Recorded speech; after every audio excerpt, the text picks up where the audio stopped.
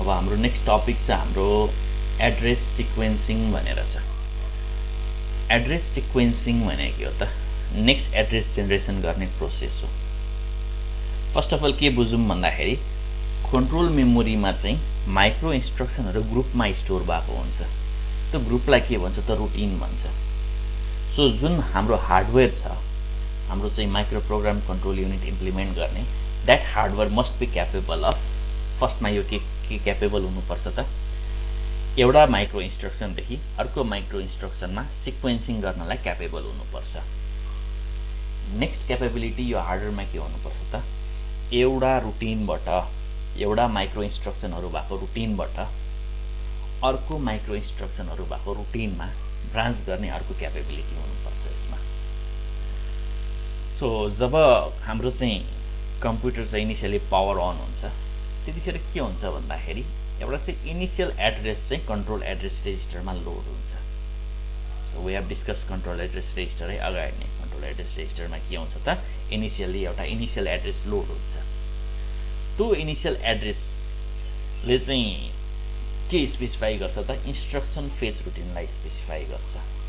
Okay, so that address is the address of first micro instruction that activates the instruction phase routine. Instruction phase रुटिनलाई activate गर्ने रहेछ। So अब यो जुन instruction phase routine छ, instruction phase रुटिनको हरेक माइक्रो इन्स्ट्रक्सनहरू के हुन्छ त? एकपछि अर्को सिक्वेन्समा एक्जिक्युट भइरहेको छ। Okay, so at the end of this instruction phase routine के हुन्छ त? हाम्रो इन्स्ट्रक्सन रेजिस्टरमा हाम्रो प्रोग्रामको इन्स्ट्रक्सन आएर बस्छ। अब हाम्रो नेक्स्ट प्रोसेस भनेको के हुन्छ त? जब इन्स्ट्रक्सन रेजिस्टरमा हाम्रो प्रोग्राम आएर बस्यो, हाम्रो चाहिँ इन्स्ट्रक्सन आएर बस्यो, नेक्स्ट प्रोसेस भनेको के हुन्छ त? त्यो इन्स्ट्रक्सन रेजिस्टरको जुन अपरेन्डको एड्रेस हुन्छ त्यसको इफेक्टिभ एड्रेस फाइन्ड आउट गर्ने हुन्छ। So effective address find out गर्ने there is another routine. Okay, there is another subroutine to decide the effective address of the operand in our control memory. So यो जुन effective address find गर्ने जुन हाम्रो routine हुन्छ, okay, so that can be executed with the branch instruction, that can be reached through the branch instruction. So यहाँ branch instruction किन चाहियो भन्दाखेरि इफेक्टिभ एड्रेसको calculation depends upon the status of the mode beet.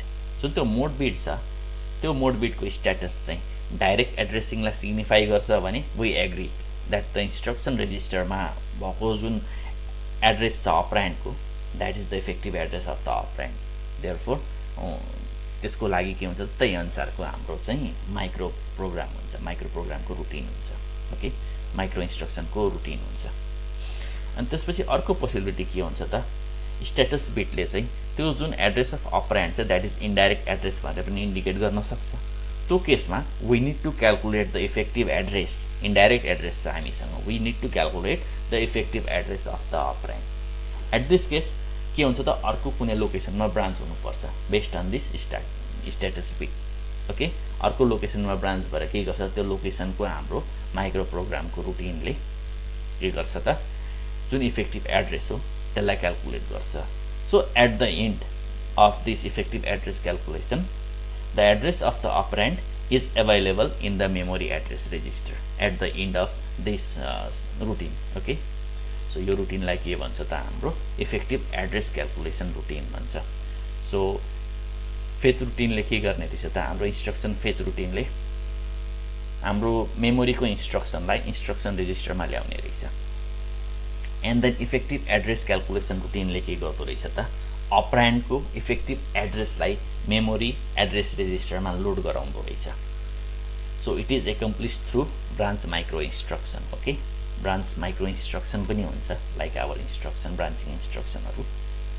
So branch will depend upon the this mode बिटको स्ट्याटसमा के 1 छ कि 0 छ, डाइरेक्ट छ कि इन्डाइरेक्ट भनेर।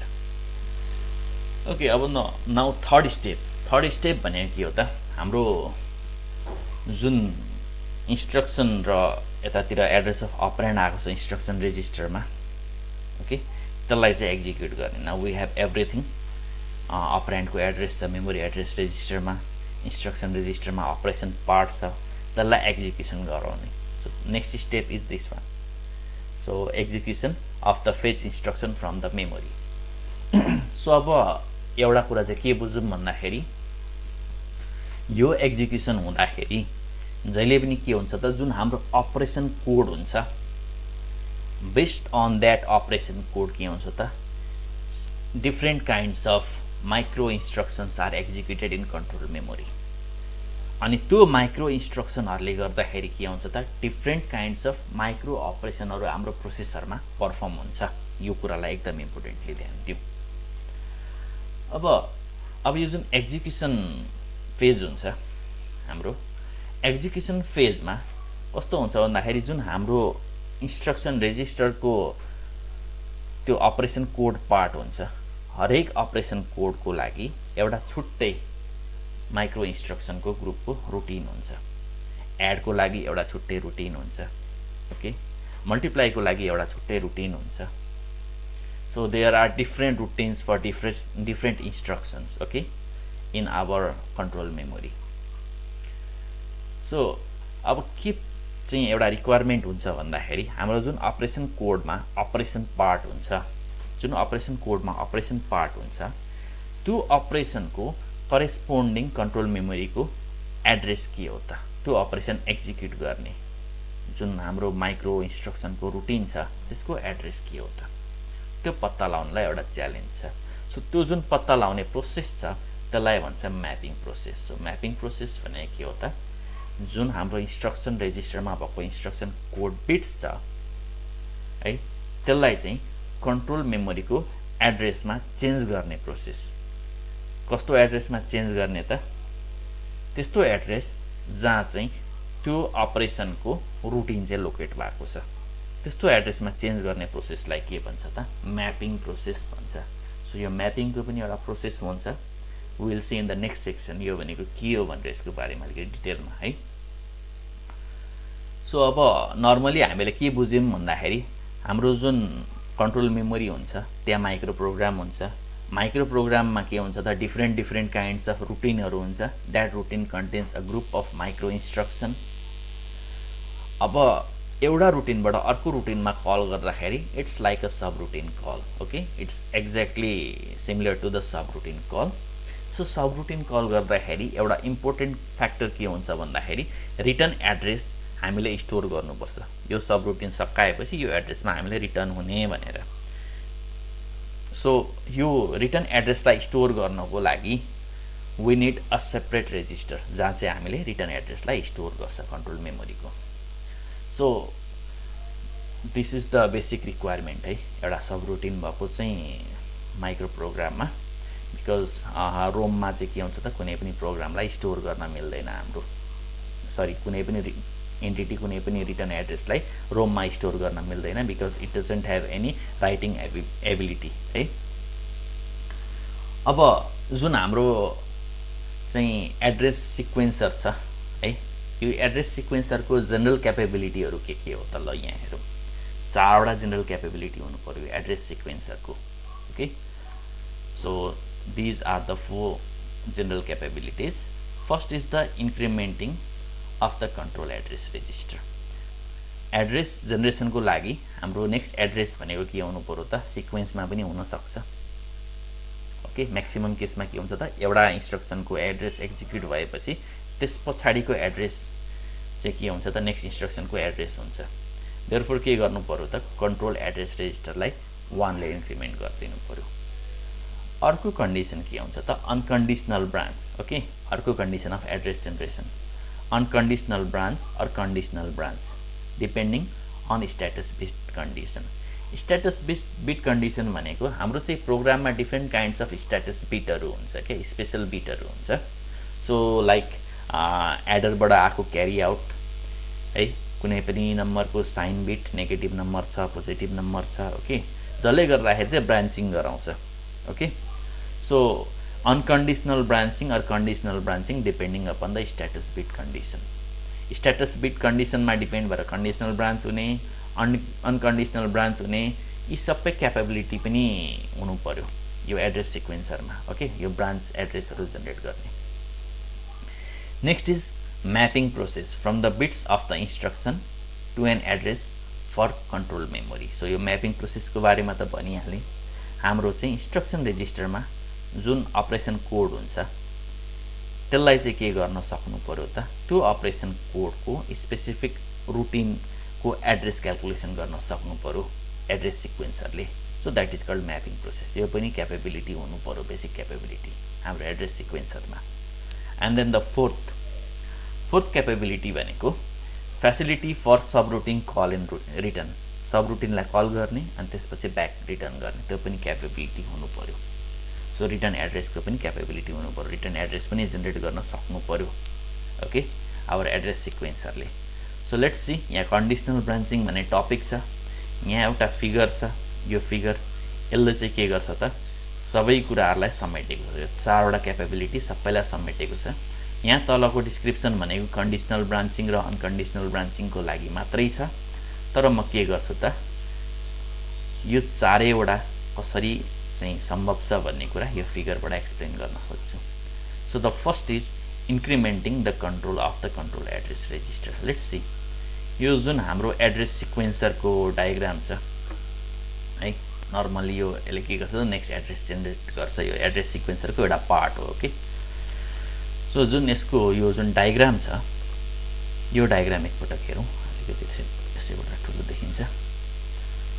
सो यो डायग्राममा के छ त, मल्टिप्लेक्सर छ। मल्टिप्लेक्सरको आउटपुट चाहिँ के आउँछ त, कन्ट्रोल एड्रेस रेजिस्टरमा आउँछ। सो कन्ट्रोल एड्रेस रेजिस्टरबाट जुन चाहिँ कन्ट्रोल मेमोरीको एड्रेस सेलेक्ट भयो त्यसको चाहिँ जुन अपरेसन छ त्यो अपरेसन चाहिँ कहाँ आउँछ त, हाम्रो कन्ट्रोल डेटा रेजिस्टरमा आउँछ ओके। त्यसको चाहिँ जुन हाम्रो इन्स्ट्रक्सन छ, माइक्रो इन्स्ट्रक्सन, त्यो कन्ट्रोल डेटा रेजिस्टरमा आउँछ। सो त्यही कुरा सेलेक्सन भएर यहाँ माइक्रो अपरेसन्स भएर यसरी देखाएको छ। सो द मेन रोल यहाँ के छ त, मल्टिप्लेक्सर छ। कन्ट्रोल एड्रेस रेजिस्टरमा के कुरा लोड गर्ने त, so that depends upon the multiplexer. मल्टिप्लेक्सरबाट जे आउटपुट आउँछ that is loaded into the control address register. So मल्टिप्लेक्सरलाई अब के कुराले चाहिँ ड्राइभ गर्छ त, यसको आउटपुट चाहिँ के कुरामा डिपेन्ड हुन्छ। It depends upon the selection line. We know that some selection lines are there, but त्यो मल्टिप्लेक्सरमा के कुरा इनपुट आउँछ र के कुरा आउटपुट जान्छ भन्ने कुरा, these are the 4 lines okay. That is specified these 4 lines. यो 4वटा इनपुट मध्ये एउटा इनपुट चाहिँ कहाँ आउने रहेछ त, कन्ट्रोल एड्रेस रेजिस्टरमा आउने रहेछ। So the first is incrementing of the control address register. So के हुन्छ त, अहिलेको जुन कन्ट्रोल एड्रेस रेजिस्टरको कन्टेन्ट छ त्यो इन्क्रिमेन्टरबाट इन्क्रिमेन्ट हुन्छ and that is pass through the multiplexer and back to the control address register.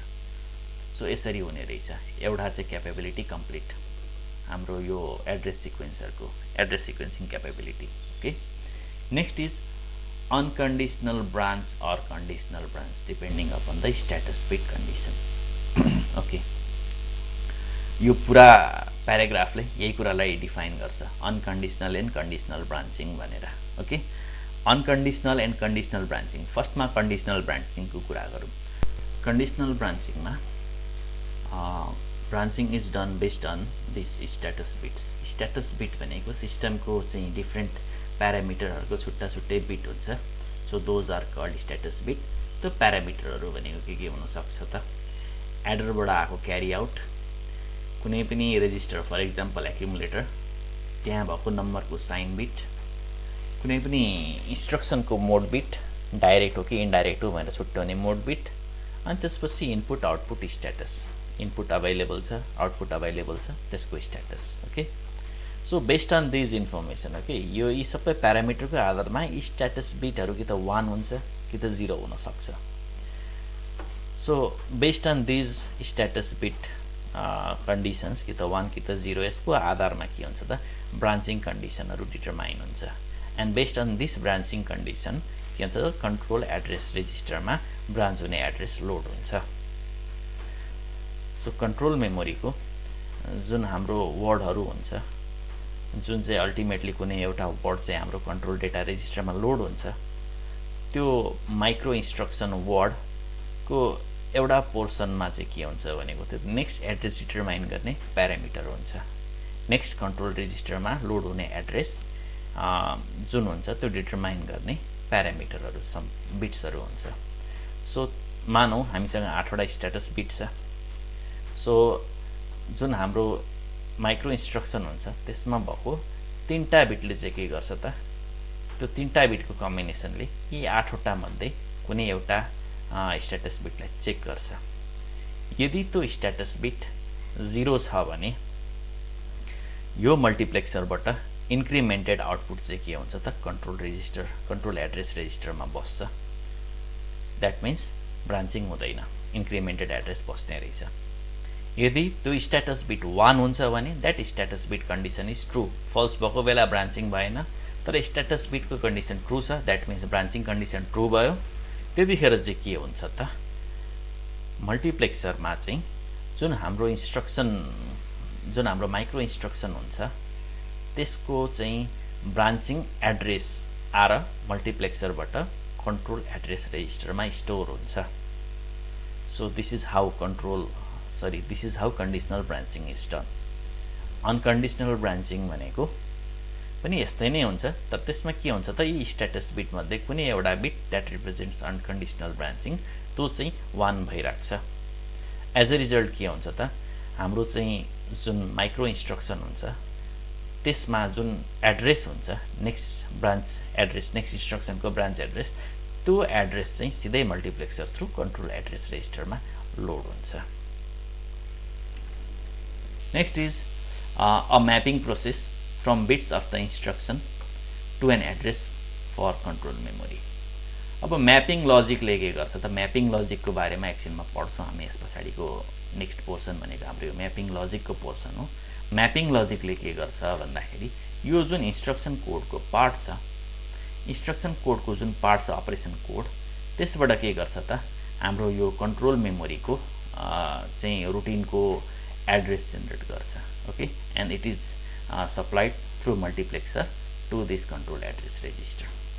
अनि त्यसपछि के हुन्छ त कन्ट्रोल मेमोरीमा त्यही पार्ट अफ हाम्रो चाहिँ माइक्रो इन्स्ट्रक्सन सिलेक्सन हुन्छ अनि त्यसपछि त्यो माइक्रो इन्स्ट्रक्सनहरू एक्जिक्युट हुन थाल्छ। Okay, so it triggers the series of micro operations. Okay, the last one is the facility for subroutine call and return. So जब कुनै पनि रुटिनमा इन्क्रिमेन्ट गर्दा लास्टमा रिटर्न एड्रेस आयो भने ओके, सो यहाँबाट चाहिँ के आउँछ त सबरुटिन जुन रेजिस्टर छ यो सबरुटिन रेजिस्टरले के गर्छ त रिटर्न हुने एड्रेस स्टोर गरेको हुन्छ। सो सबरुटिन रेजिस्टरको कन्टेन्ट चाहिँ कहाँ आउँछ त कन्ट्रोल एड्रेस रेजिस्टरमा आउँछ थ्रु दिस मल्टिप्लेक्सर। देयरफोर यसको सबैभन्दा ठुलो हिरो भनेको के रहेछ त यो हाम्रो पुरै डायग्रामको यो पुरै एउटा एड्रेस सिक्वेन्सरको मल्टिप्लेक्सर रहेछ। So based on its selection हाम्रो चाहिँ के हुँदो रहेछ त डिफ्रेन्ट ब्रान्चिङहरू के हुँदो रहेछ त एक्जिक्युट हुँदो रहेछ, डिफ्रेन्ट ब्रान्चिङ अपरेसनहरू के हुन्छ त एक्जिक्युट हुन्छ। Okay, different branching micro इन्स्ट्रक्सनहरू।